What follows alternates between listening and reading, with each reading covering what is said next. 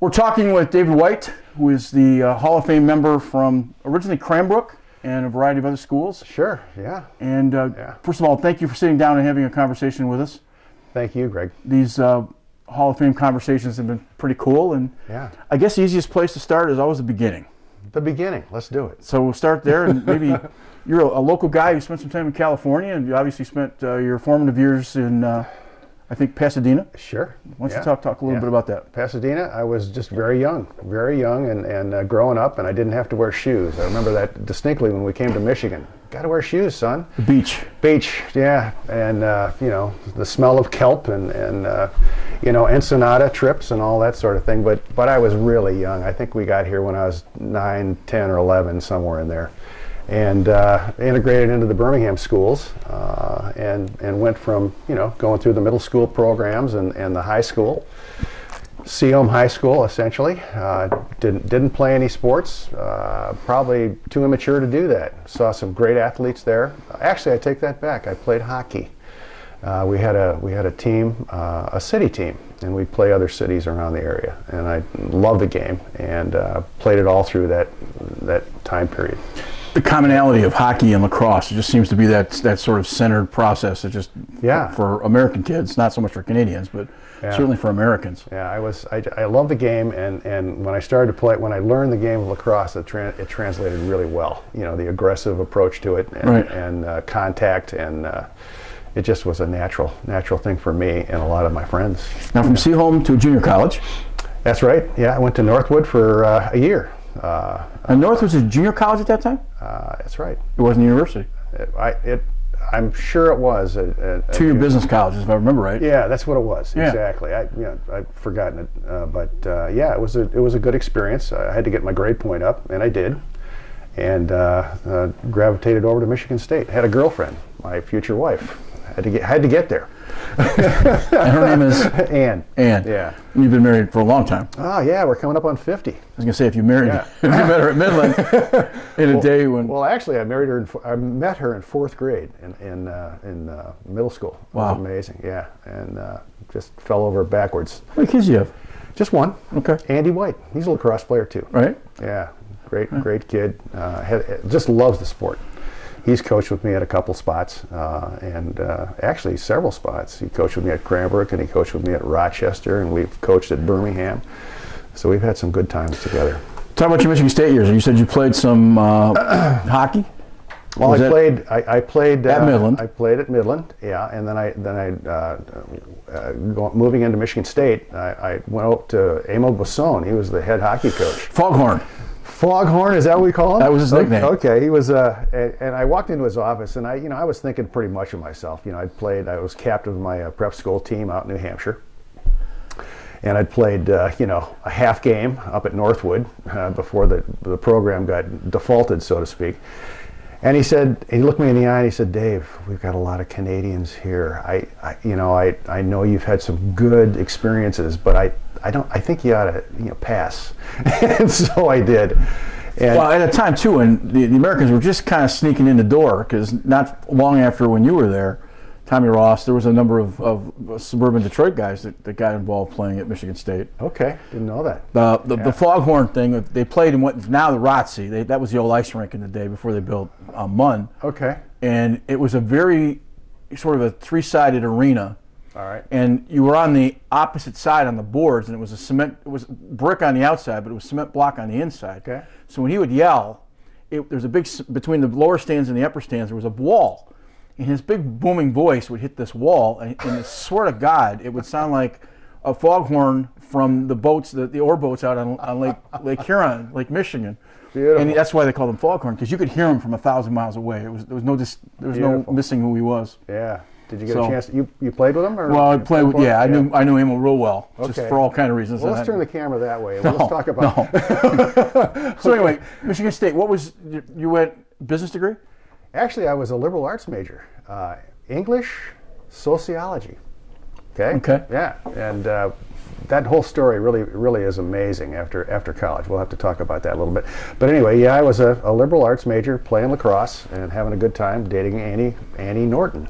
talk a little bit about the Michigan State days as a club team? Because I know we've had Ron Ebert, Rich Kimball talked a little bit about the days before they became varsity, and it was really good. Good from the standpoint that, you know, that was my tribe, pure and simple. You know, I wasn't part of a fraternity system. I know Mike was, and he asked me a couple of times to join. I think he was an SAE, but I decided, no, I like playing lacrosse and keeping clean, so to speak. And we're talking about Mike Jolly. Exactly. Who actually gave up varsity track to become a club lacrosse player. That's incredible. Which I think is a pretty interesting story. Yeah. He said Mike said when we talked to him, when he talked to the track coach about giving up the javelin, the track coach kind of thought that maybe he had a future in lacrosse because there wasn't a lot of future in javelin. At least that's what was his recommendation. That's beautiful. Mike was a defenseman. You were midfielder? I was an attackman. Yeah. So I brought some skills to the game, and but there were some other really skilled players. Sabara rings a bell. He was from the East Coast. I think he's a doctor now. Tommy, several guys that had a lot of skill and a lot of aggressiveness. I'm trying to bring up some names, but just curious, where did you guys play games? Oh my goodness, we played College Field. Yeah, essentially. Yeah, that's the only place we played, as a matter of fact. And I know it spanned out. Yeah. Oh yeah. Yeah.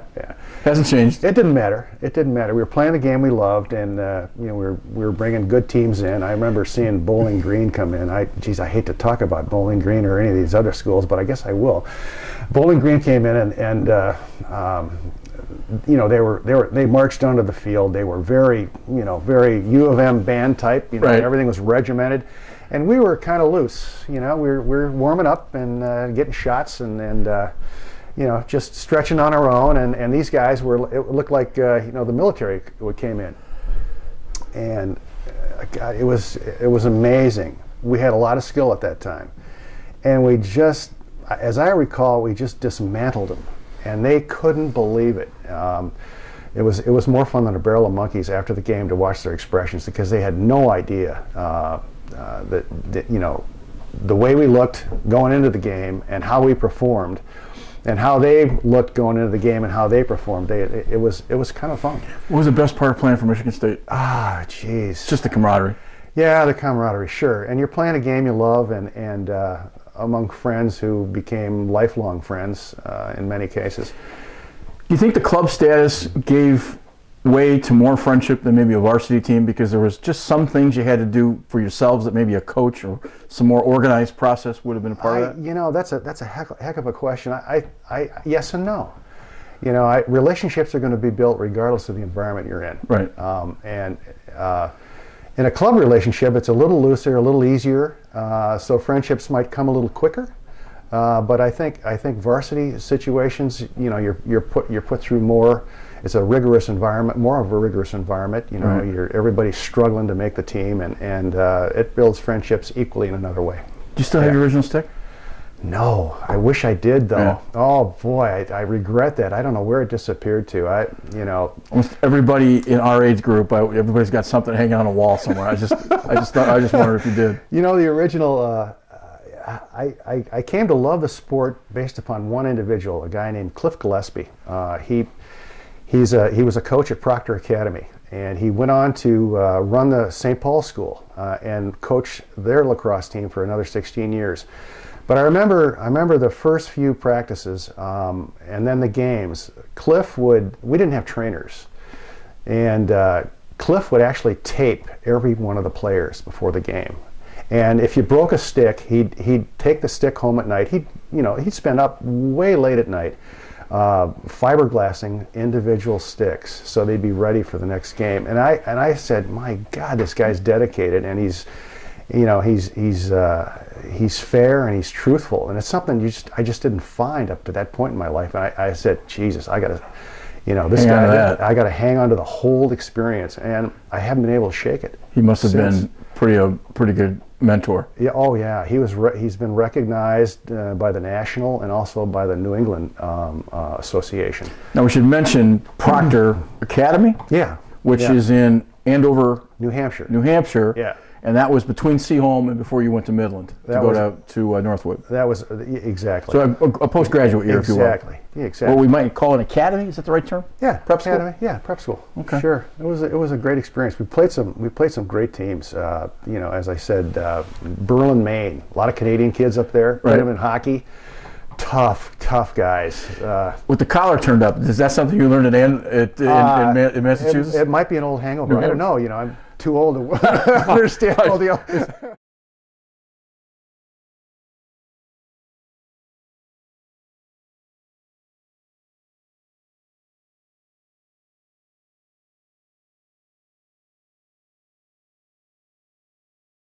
You know, some of the schools we even played as a payoff for having a great season. We got to play a girls' junior college up near Dartmouth in Hanover. How does a boys team play a girls team? Well, it was a payoff. You know, in other words, guys, you did a great job. Now let me have you experience something different. You know, we were a boys' school, so he took us up to this junior college with a girls' team, and we lined up across. You know. You play girls' rules or boys' rules? Well, I'm getting to that. Okay, sorry. And he said, you know, we came to the field and he said, okay, boys, strip. And we're going, what are you talking about? What are you doing? Meaning, we're going to change out helmets and gloves and sticks. Okay, so we're playing with girls' sticks, they're playing with our helmets, and they're playing with our gloves. And it was a hoot.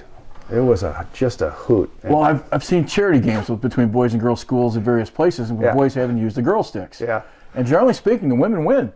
Well, they did.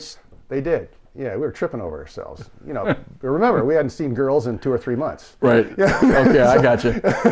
So it was kind of interesting. And we'd play, I think we played New England Junior College, too. It was a men's team. And we were really in really good shape and just destroyed this team. I remember they had a guy, Hondo was their best attackman. He'd show up, Indian, I think, didn't wear shoes. And he was a great attackman, but we figured that one out real quick. Somebody just stepped on his foot, and you know, that kind of ended the game for him.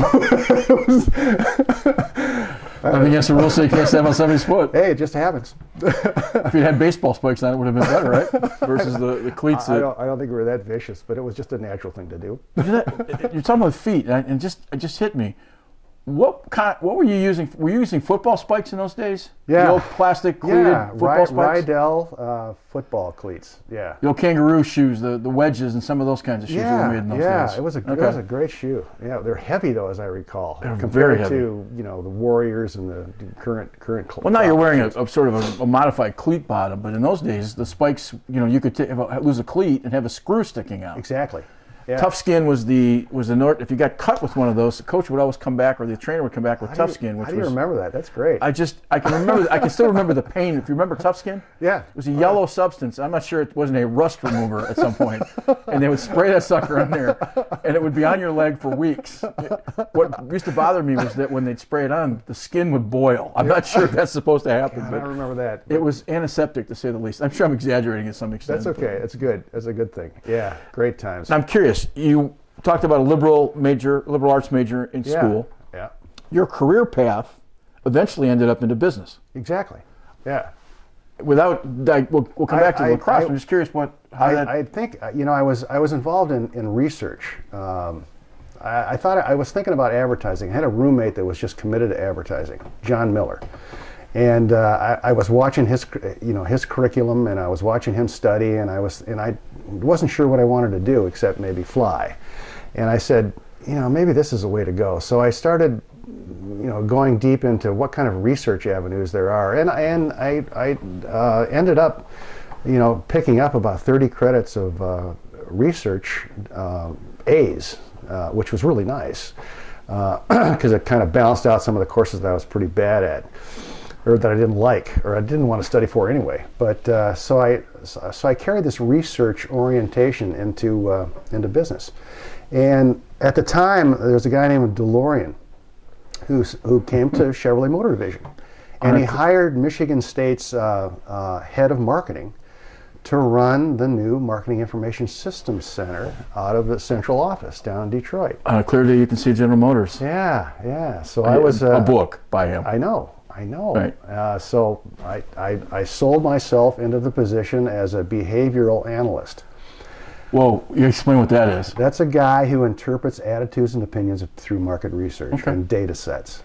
And I really enjoyed that. But I found, and that's how I sold myself to GM. They needed a behaviorist on staff.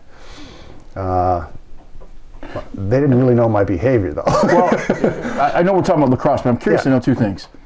This was about, what, 70s? This is 70, this is 69. Okay, now, for the most part, the automotive world moved a lot of their decision-making out for those kinds of things out to California in that same time frame. Yeah. They were still doing most of it here, right? Well, I think creative left, and I don't know whether it went East Coast or West Coast first. But, you know, the creative arm, you know, Campbell Ewell at that point in time, they moved west. It changed. Well, they moved to Los Angeles. Yeah, they did. Yeah, they changed up frequently, and I can't track, you know, when and where that happened.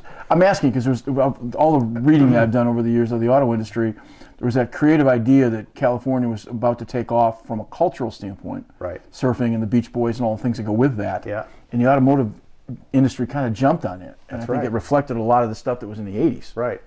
So that's just a side point. Perfect. Not that it matters. So I had a good experience there. I spent a good 5 years with those guys and figured out that I'm more entrepreneurial than I think the system can stand. And so I said, see ya. And I joined a little nonprofit called the Society of Manufacturing Engineers, as I stutter. And I sat down at my desk at SME with the executive director, and he said, Dave, you got to make $100,000. And you got to do it in 6 months. And you got to do it through direct mail, and you got to sell educational materials to engineers. And I went, holy Moses, I don't know a thing about any one of those things. Create your own market. Well, yeah, I found that the expert in direct marketing. And I took a couple of his courses, and I just followed his dictums, and it worked. Wow. Books were going out the door, and had a great time there. Spent a couple of years. I was a consultant to all the division heads. The marketing consultant for publications and conferences and seminars. It was really a cool job. In fact, the best job I ever had, as a matter of fact. And I learned that, you know, profit and loss responsibility was something I wanted to do I wanted to have forever in my back pocket wherever I went. So 2 years came up, and it looks like I wasn't moving fast enough, and the money wasn't coming fast enough, as I hope a lot of people that happens to them. And I found a job in the advertising business. Ended up at Campbell Ewell, director of field operations, running all the offices in the country. Had some seats before that as an account executive on Chevrolet, and it was just a natural move. I knew all the clients. I'd worked with them. I'd spent time in the marketing information systems center. Well, and they were big hitters in the automotive industry, to say the least. It was a big account. I mean, there wasn't much. Did you get any love out of watching Mad Men at all? Yeah, of course. There had to be some. There had to be some deja vu there somewhere with that series. I really worry about all the things I've missed. there were some things that happened. I went, wow, Jesus, why didn't I think of that? But it was, yeah. Did you smoke the way they smoke on that program? Because you're a little bit older than I am. Never smoked. Never smoked. Yeah, I missed that. At a time, I was in the newspaper business, and I never once had a bottle of whiskey in my top drawer. Yeah. I see all these movies where when the paper's finally put to bed, they pull open the drawer and they pour everybody a glass of whiskey or some sort of libation, and I'm thinking that if you were to drink at work today, you'd get fired. There you go. So apparently smoking and drinking we were fortunate enough to get around that. Well, that was a GM, and during that time period at GM, I got a call from the head of the school at Cranbrook. He said, Dave, you want to start a real lacrosse team? I don't know if we've been through this. And I said, well, sure, let's go talk. Let's talk about that. And I took the idea back to my boss at Chevy, and he said, Dave, you can't do that. You know, you got to work for a living. You got to put in the time. And a non-teaching coach. Oh my gosh, what a concept! I said, okay. So I knew Rick Bays, and I said, Rick, you got to take this over. This is the first team. It's big. So he did, and he ran it really well. He was their first formal lacrosse coach at Cranbrook. And it was a great time, and I backed him up when I could. And right. We had some great trips down to Ohio and to Worthington and Upper Arlington and that sort of thing. And, Wolford Brothers.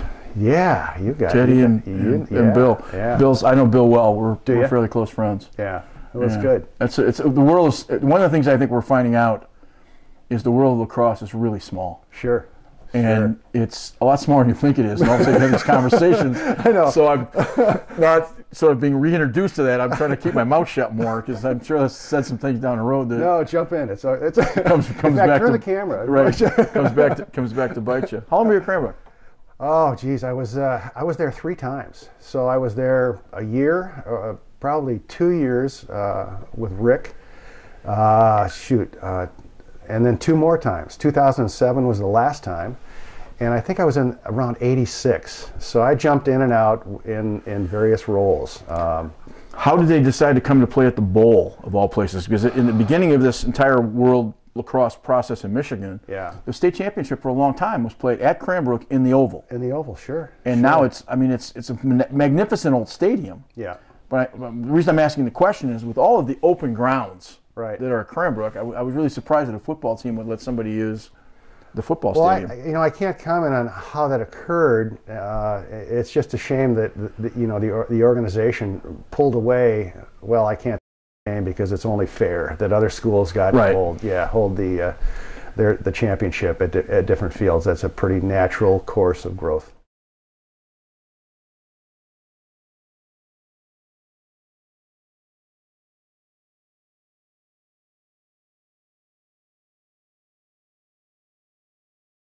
I think we're learning that it was a little easier to be myopic in the MSLA than it is in the MHSAA. Exactly. And I think that process has been pretty found because, when there's not a lot on the West Coast, you do everything over here. Yeah. And when that whole discussion. So Sure. from that standpoint. Well, but what a great place to play. I mean, it's a great facility. Yeah, great place. In fact, the interview process was just beautiful. I've been to several places, and I look back at that interview process, and I have a lot of respect for those folks. I mean, they really, dot the I and cross the T, and like they're interviewing Secretary of State. Almost. Yeah. I felt really comfortable about that. Better prepared than not. Exactly. I think that's pretty Exactly. standpoint. They're very good. I have to ask you one question, and this is just a sort of a right-hander. In the Hall of Fame discussion, there's a name, General, and I don't know the last name, but his name keeps coming up for the Hall of Fame. General? Some brigadier general who apparently had yeah, of course. Cranbrook, Pete Dawkins? I'm not sure. It wasn't Pete Dawkins. It's not? There was a general that is being put up for the Hall of Fame, and his claim to fame is that he allowed lacrosse to start at Cranbrook. I don't know. Okay. I can't answer that. I Dawkins is the only guy that I know that achieved general level. No, that's, So we better find that out. Cranbrook was the 3rd or 4th team in the state to start? That's a good question. I think they were 3rd or 4th. Were they? Yeah. I think they were right in there with the original group. When we'll get to Birmingham and we'll talk about that. Only 7 teams, I think, in '89. Right. At least at the middle school level. I don't know what it was at the high school level. Well, the discussion on who started what, I know Don Lutz and Lance Cruz have always given credit, but Mike Jolly, during this series of interviews, actually pointed out that there's a yearbook picture from Chippewa Valley in 1965 of a bunch of kids. Yeah. But the question I'd asked Don, which I thought was an interesting question, you're starting a program from scratch. Right. With no idea who you're going to play. Right. Didn't ever occur to him who his opponents were going to be. If you're starting from scratch, that would be a reasonable question. I had that same discussion point when we started the middle school program in Birmingham. Who do we play? Who's out there? I mean, that really occurred to me, and I said, okay, we got 2 teams. We got Cranbrook, and we've got maybe I don't think Brother Rice was going at the time, but it was a big question. Right. St. Hugo, I think, was the other one. From Cranbrook to Birmingham, am I correct? Yeah. And you were at Birmingham for how long? Oh, goodness. Just to get it going, 3 to 4 years. Yeah, I was, boy, that's a story. You want to hear the story? Sure. Okay, here we go. I was having a drink with a good friend, Bill Serber. Any good lacrosse story starts with a beer. We were both parents, and we both had sons. He had 3, and I had 1. And he was from the East, and I played out East, and I said to and we both kind of agreed that, how come our kids aren't playing in Birmingham? This is a natural sport the socioeconomics of the city would dictate that would be perfect. And so we developed a plan, and he took part of it, and I took part of it, and it basically was a sales job, a PR job, on a continuing basis with a ball-peen hammer, working over everybody we could. Working over simply meaning communicate, you know, the goodness of the sport, right, and how it should fit. Nobody knew what it was. Exactly. Nobody had a clue, and everybody's standing off, everybody's resisting, you know, but we just kept powering through. You know, I'd find myself with a donut tray at the Board of Education on Monday morning, or over with the AD trying to counter his suspicions or, you know, negatives. And in fact, you know, I watched the negatives pile up. It was almost like me in the advertising business with printers. You know, printers can come up with a lot of negatives and why the job hasn't been delivered. Well, you know, I was receiving almost as many, you know, reasons why we shouldn't bring it to Birmingham as you can imagine, and it really came down to the simple two. It's new, right? And I'm gonna have to work harder. That was it. When you got 7 or 8 teams playing at the varsity level, and now you're starting a middle school program. Yeah. Did it occur to you? I'm sure it did, but I guess I'll just ask the question. Did it occur to you that you needed a feeder program? Was that part of it, or was it just because your sons were playing? Well, our objective was, remember, we didn't have, Seaholm wasn't in existence yet as a varsity team. Right. So we started at the middle school, and we knew we had to develop that to grow format to push it into the high school. And that's just what we did. But, you know, things, through all this work and salesmanship, and we had a pretty good team. We you know, we played really well, and believe it or not, they were giving state championships to you know, middle school teams at that point in time. So Ron Ebert still has one listed on his resume. Yeah, I pocketed one.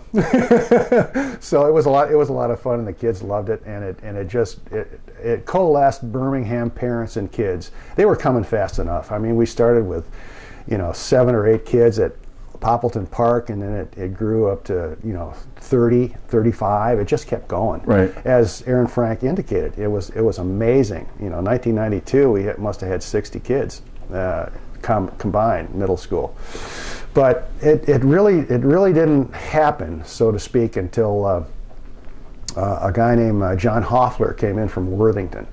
He was a superintendent of schools out down there, I believe. And he came in, and he was hired by Birmingham. And I remember I got a quick cue from a board member saying that they just hired him and nobody knows it.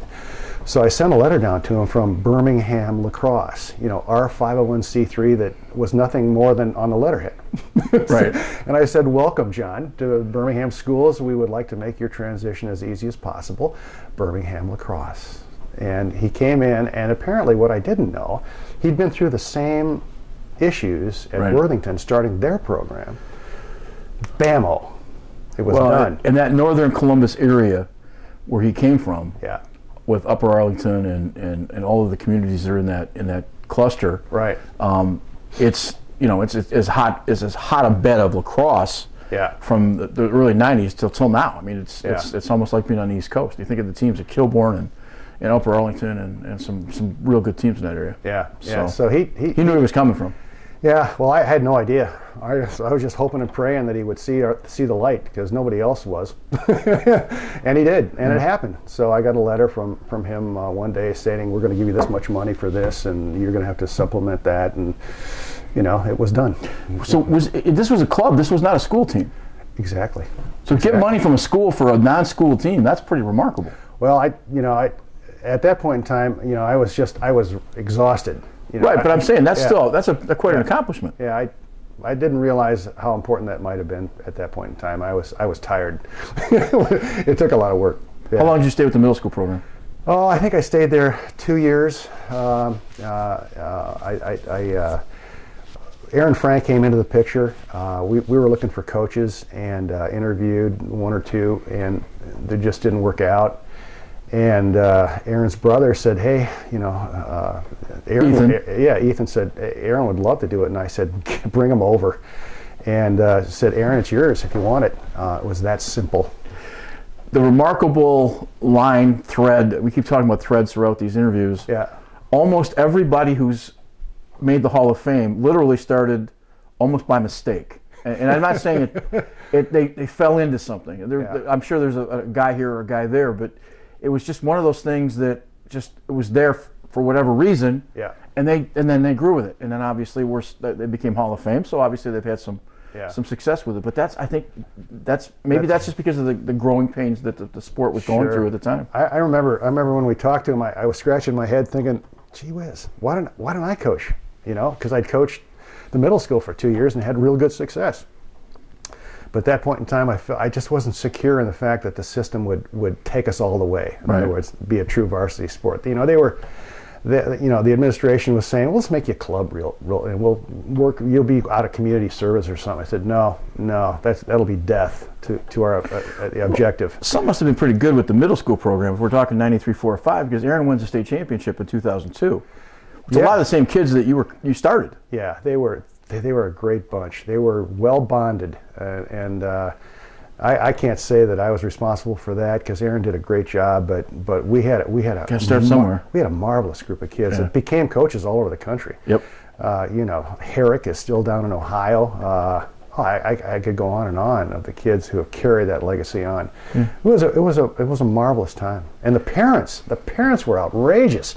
They were beautiful in their support. You know, the people would show up with food and it was beautiful. You're the first person in this series to mention that parents were a blessing. Oh, they were. That's good. That's good. I had my hands full. Trust me, just trying to administer this thing, and I wanted to go through a bunch of names. To pay them all off for the work that they'd done, but that's for another day maybe. Yeah. From middle school, what was the next step? Oh coaching boy, geez, I finally had some confidence that it was going to be a varsity sport at Birmingham. So I started looking for a full-time head coach job, and I got a call. Actually, I got wind of Kathleen Hay at Bloomfield. And she wanted her son to enjoy the sport just as I wanted my son to enjoy the sport. Andy was. And essentially that's why we built the program. So I said, hey, I totally empathize with what you're doing. I'll come up there. You've had some experience growing a program. A little bit. So I came up there and I said, we're going to do this right. We're going to I'm going to take my business acumen and my sales acumen and my coaching, whatever that was at that point in time, and we're going to meld it all together and we're going to build a real program here. And we did. And I had some great backup. Wilson came over for a short period of time. Dave Wilson. Yeah, Dave Wilson. Nevin Canner, he was over he was a JV guy for a while. Should point out that Nevin was one of the original Michigan State coaches. Yeah. Club teams. Yeah, exactly. I liked his credentials, and they sure helped us grow. I think Nevin just stepped down at Wall Lake Central maybe 2 years ago. Yeah, that's right. Yeah. He had a long, storied career, to say the least. Yeah, he did. Yeah, he loves it. He loves the game, and he's got a real neat orientation towards it.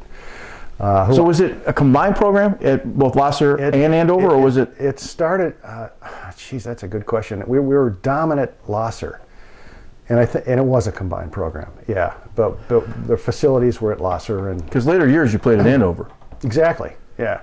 So somewhere there must have been a switch in the process. Well, they went united. That's what they did. Yeah, it was still combined, and we just moved physically down south a little bit. Yeah, and we had a good 2 to 3 years. It was really enjoyable. Doug Monforton, key parent.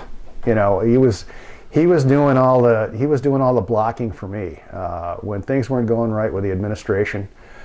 He'd go in and solve it. If it wasn't. Okay, when you say parent, did he have children playing? He did. Okay, yeah, he did. Yeah, his.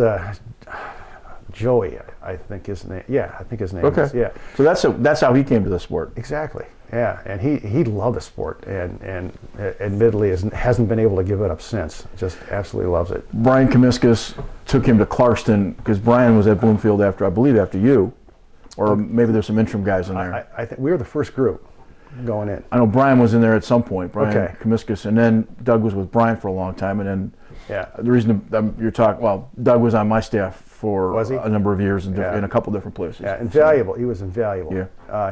Unique personality. Very unique. I could see the end of the line at Bloomfield at one point in time, and I sold Don Gay on coming over. And we had a series of lunches, and he was a little hesitant to come up to Bloomfield, and I said, Don, you're a natural. You've got a great history. You've got a great pedigree. You played out east. Played at Rutgers. Yeah. Oh, he did? Yes. Oh, that's good to hear. Played at Rutgers. I remember he played at some prep school, Governor Drummer or something like that, I think. He was but he had a heck of a pedigree. And you may know a great opera singer. I didn't know that. Oh, wait a minute. He sang the national anthem at the Oval at one of the state championships. That's right. He's a member of the Detroit Light Opera. Yeah. He has almost a world-class voice. That's good to hear. Yes. Yeah. Don's one of the names that kind of gets bandied around in different places. Referee for a long time. Yeah. And different things. Good for him. So I didn't realize that Don had ended up at. So Don ended up at Bloomfield. Yeah.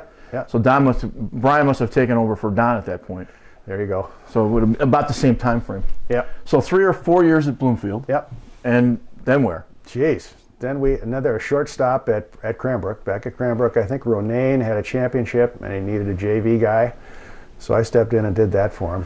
I believe Justin's still up in Traverse City, if I'm not mistaken. I think he is. Yeah. Yeah. Every picture comes back with snow in the background. The number of years that the Traverse City Squirrels, which essentially was Traverse City Central's combined team with West, they now have 2 teams, actually 3 teams in Traverse City, because Traverse City's St. Francis has their own team. Okay. But Justin was a real part of that program, and we used to go up there and play those guys. Oh, that's neat. A guy named Liberty, I want to say Liberty Balance, that's not the name. Liberty Feist was the head coach. Okay. But you could see from one year to the next where they'd been sort of a beer squad to, oh my gosh, they can play. Okay. And Traverse City always had athletes, and yeah. The only thing that had changed was Justin had gone up there. That's neat. So had a great success at Cranbrook. You guys had he did. Great success there. And his dad was a hockey coach up there, a defensive coach under I can't think of the head coach's name, but anyway, he was a good man. Yeah. Enjoyed their company a lot. So from Cranbrook to, oh boy, Cranbrook to Rochester. Yeah. Decided I want to make one more shot. I wanted to see if, give it one more chance, and Rochester seemed, my son had moved up there, and I said, well, shoot, let's coach together. We'd coached on and off for, a good 20 years, and so we went up there. I got hired. The AD, Dick. Oh boy, I can't think of Dick's name. He's retired now. I don't know, because I went through 3 of them in about a year and a half. Wow. 2 or 3. Yeah, it was amazing. It was. They were having a hard time. Well, the thing about Rochester is unless you're an RHS grad, they don't get it. Is that it? Yeah, we used to get it. I coached there for a little while. Oh, is that right? And if you don't, you wouldn't get invited to the Christmas party. Well, the coaching party. Well, why? You didn't go to Rochester. You don't know these guys. Okay. The Simplas were there, and the Merlots, and some of those guys. Okay. It was a very eclectic. So the wrestling coach was a non-RHS grad, and I showed up to one of the parties, and once we sat down and told some stories and lied and had the rest of it, then we were okay. Then we were fine. We just had to break the ice. Yeah, it was kind of like the Wild West, I thought, from a lacrosse standpoint. It was still. What years at Rochester ballpark? Boy, 92, 92, 93. Here you go. Okay. Yeah, actually, I take that back. Looks like down at the bottom. 2013, 14. Yeah. Wow, wasn't even close. Yeah, I've been so many places. It's been tough. You said earlier in the process that you had to look at Campbell Ewald, and your boss kind of told you that how can you do all these things? Yeah. Was some of that movement based on that issue? With work not fitting in? It always did. That was the in business we have a thing called limited resource. Okay. The coaching too. Yeah. Work. In other words, it was always a conflict, and it was always a juggling act, and it was painful. Many times it forced me to leave a program. I just can't juggle it anymore. Right. So work gets in the way sometimes. All the time. That was a huge issue for me, really. What's the allure of this sport to you, and what has it been for your life?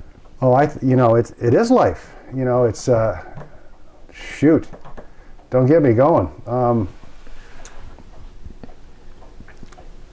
Wow. Sorry. That's okay. It's a perfect way to teach youth, to get to kids. It's. You think it's different than other sports? I think it is. I do too. Yeah, I think it's significantly different. Significantly. Bear with me. Oof. No. Oh, shit, I would ask that question.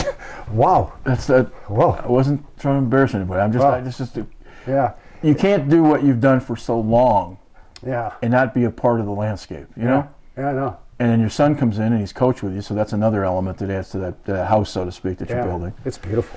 I think it's a different, you know, we always talk about spirituality in the sport. I know every other sport has the same. The spirit of the stick. But I think when you had that old stick, that's why I asked in the beginning if you still had your old stick. Yeah. Mike Jolly makes a point that you'd never give your stick up to anybody. Anybody that played that knew the game would never ask. Right.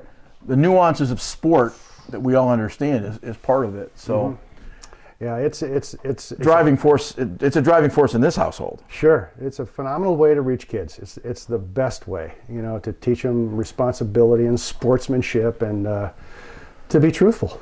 You know, it's the optimum truth. It's the maximum way to teach truth, which is so important these days. Do you think the lack, and again, the last 5 years maybe not so much, but the lack of professional opportunity changed the landscape of a sport because you can't gravitate towards being the NFL, NHL, American League Baseball? God, that's a great question. I don't know. I always thought there's a cap on it, and maybe college was that process because if you're playing for, you know, when's the last time? It's only been the last maybe 10 years that the NCAA championships have been on television. Yeah. Maybe a little bit. But we really didn't understand lacrosse until Sports Illustrated, literally, in the late 80s, early 90s, would be one of the small sections in the back and talk about Hopkins or talk about the Gate brothers. Right. I mean, it really is encapsulated into a much smaller bottle than some of the other sports because kids have no place to go after they get out of college. Right. Well, you know, for lacrosse-wise, you mean? Yeah. Yeah. It's, you know, in our day, you know, the best players were those that played post-college in the clubs. What's the one out of Philadelphia? Lizards, or there's a great club out there. But we used to watch the clubs after college play the game, and I often wondered why it didn't grow any faster than it did but I think work just took it over. Everybody has got to work for a living and find their path and that sort of thing. Did you have any box experience, or was it all field? All field. That's unusual because a lot of the guys in this series have come out of the box game or had some sort of right-hand turn into box, and yours was strictly field. Yeah, I think you're very lucky to be able to play box. Anybody, you know, it forces quicker touches, it forces quicker decisions. You know, you've got to pass through several sticks. You know, it's a more compressed environment, which forces your stick skills a little bit better, I think.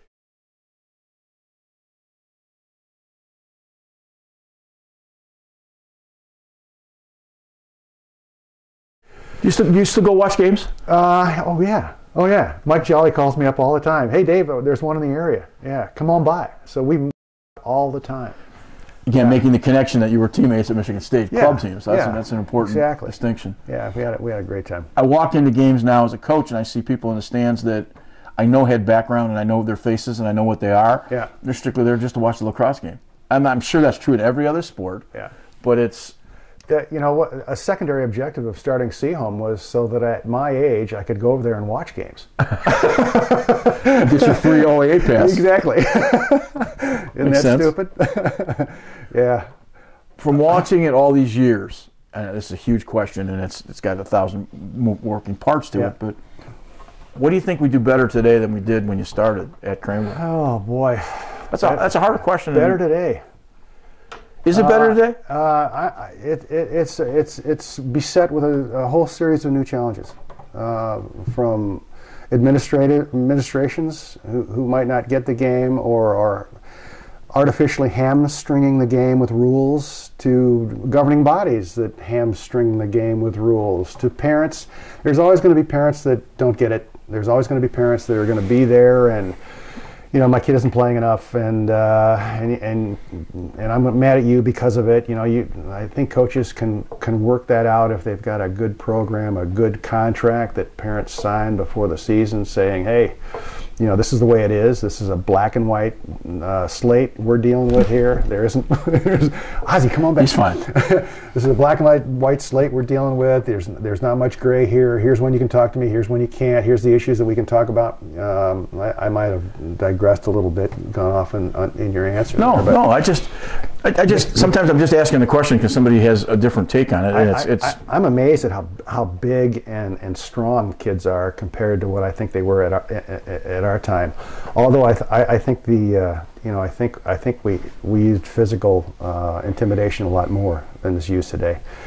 From direct hits to getting in your face and talking. Well, I don't think we knew about concussions. I don't think we knew about some of the protocol that we go. In our day, when your bell got rung, it seemed to be okay as long as you could make sure you knew your name. Sure. I remember guys going back in the game, and I'd say, "Hey, Jerry," and he'd say, I'm Larry," and his name was Jerry. And I think there's some of those things that have changed from that perspective. Yeah. This pursuit of money, and I say pursuit of money, a pursuit of scholarship at the collegiate level, I think has skewed everything to some extent because there's just not that many kids getting money directly related to their education at universities. Right. But everybody you talk to has got a signing, and everybody's on some club team that everybody's going to become the next Paul Gate. Yeah. Gary Gate, not whatever. Paul Gate. I was going to say Paul Rabel. Sorry. That's all right. Getting the names mixed up. But from that standpoint, money's I've only seen money impact negatively a high school program one time, and that was because there was too much money, and that's all I'll say to that. Okay. I guess that. We'll leave that alone. No, I get it. It's like the value of the sport was being lost in doing great things for a team. Doesn't money though translate to opportunity? Of course it does. Yeah. And maybe that's the point. If it's channeled right. Right. Maybe that's the point. So we're talking about character here. We're talking about the character to have enough sense on how to funnel that into the right channel. In the last couple of weeks, I've noticed that the three greatest assets that programs have built, according to their coaches, is that in three different universities they have built concrete walls, cement block walls, that are literally not more than probably 30 feet wide and maybe 25 feet high, with two sides to them and a cement platform that cost maybe $7,000–8,000. Wow. And they're finding out that the kids getting on the wall it's a monument, and then it's up now. The kids can go out and mess around, and the college players are doing it. They're finding out that it has great skill value. So basic, isn't it? Yeah. Yeah. A wall. I know. And a university is paying money to build a wall. You think of all the places on campus that you could just bang it, but it's not. I wish there was, when Andy was a youth, I replaced more garage doors and broken windows in this house than you can imagine. Well, I think it gets lost sometimes. I asked Mikey Paul one time in an interview, he said, you read about he's on the wall for 4 hours a day. Yeah. And he says that's a lot of legend. He says, I probably practice 45 minutes to an hour every other day. Right. And he says, you realize if I was practicing 4 hours a day, 7 days a week, that means I'd be on the wall for 30 hours a week. He said, I did nothing for 30 hours a week. I didn't go to school for 30 hours a week. It does take some effort from that standpoint. Yeah, it does. From that standpoint. Skills are good. Skills are better than they used to be, I think. A lot better. Well, I think we're in a better place, but a lot of it goes back to having conversations with guys who started it. And I think that's part of the process. So I think these interviews have been enjoyable from that perspective. Keep them going forward. This is a good thing. Yeah. I've reviewed some of the coaches that you've done already, and they've been wonderful to share. And this should open up more for you too. I think mine, but the whole process. No, but I think the thread we had talked about this earlier. The thread of I'd asked a little earlier about what the sport meant to you, and obviously the question. Yeah, resonated. Yeah, but that thread that we all have. The same love of this process. I think for me, we're both intelligent people, but it really has caught me by surprise. Yeah. That means that much. Right. I just didn't think it does, and I find that really cool. Yeah, it is cool. And I'm not sure that that's true with everybody who coaches a sport, but in that, like the old joke is 10% of the people do 90% of the work. Maybe this is that 10% of the group that did a lot of that process in those days. You didn't have a roadmap. No. You started programs yourself from scratch. You just had to go do it. As far as I'm concerned, that's the best part. Highly entrepreneurial. Find your way. Use common sense. It's as simple, and that's not hamstrung by many rules. When I was 7 or 8 years old, my father had a background in hockey, and they came to him and they wanted to start a youth hockey program. We lived in the Garden City area.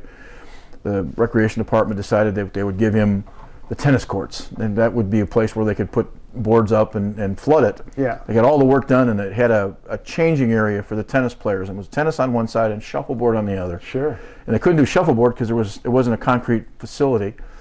And he got all done, and they realized that on their schedule that they had half the games that they played had to play at night. The problem was they had no lights. So sent everybody home in the day when they used to use 4-inch Christmas lights. Okay. And they went down to the local store and found as many white bright lights as they could find. They put 2x4s in every 20 feet, and they strung Christmas lights up over the ice rink. Beautiful. And the cool part of it was, and I didn't understand it at the time, but it was almost like great dining lighting, ambiance at a very nice smoky cocktail party. So one of the things you had to learn is to follow the puck in this very dimly lit area, but we didn't have any process with it. It was cool. You come play at night in Garden City, and the lights were there, and you played. And eventually, they put very expensive lights, and it ruined the ambiance. Well, I don't know if it ruined the ambiance, but you just did what you had to. Yeah. And I think that's kind of where this starts with this process. But yeah, it's good. It's a good thing. Listen, we appreciate your time. Thank you for your time. And sure. Best of luck moving forward. And again, congratulations on all that you've met to lacrosse. Thank you, and you too. Appreciate it. All right.